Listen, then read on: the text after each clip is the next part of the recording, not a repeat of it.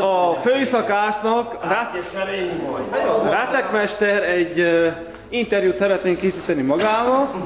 Dojkány! Tehát mi lesz a menü? Hát az elővétel volt egy olyan dolog. De nem mozog, mert nem fog be a kamera. Hát kap be akkor.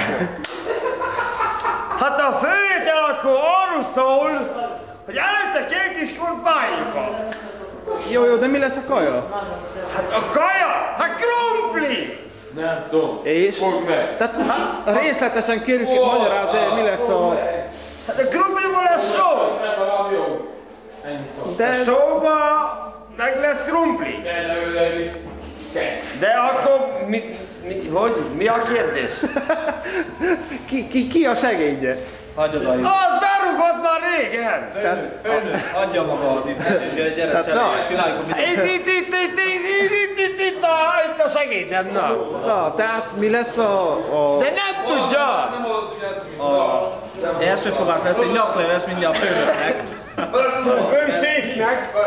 De én nem magyarázom akkor, hogy mi lesz a főétel. Magyarázhatok, uram? Nem, inkább egy táncot kérünk. Hopp, hopp, hopp, hopp, ennyi. Egyelőre. És mindjárt lehet le akármit. Várjál már most, mert most kamerázik itt az Attéri. Hagyjad a húsot. Nem, veszel. De a már hagyjanak, itt vagyok én. Itt a fékszám is mellettem. És akkor vegyük a főétel. A főétel az, hogy valakit vettünk, mikor a Krisztál de én vagy hol?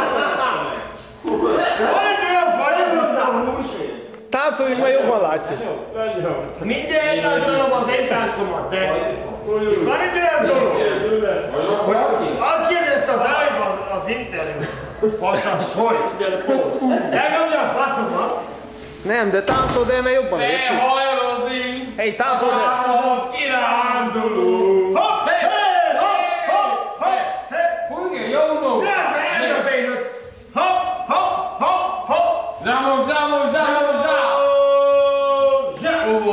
Udvaromon, hármat fordult a kocsi.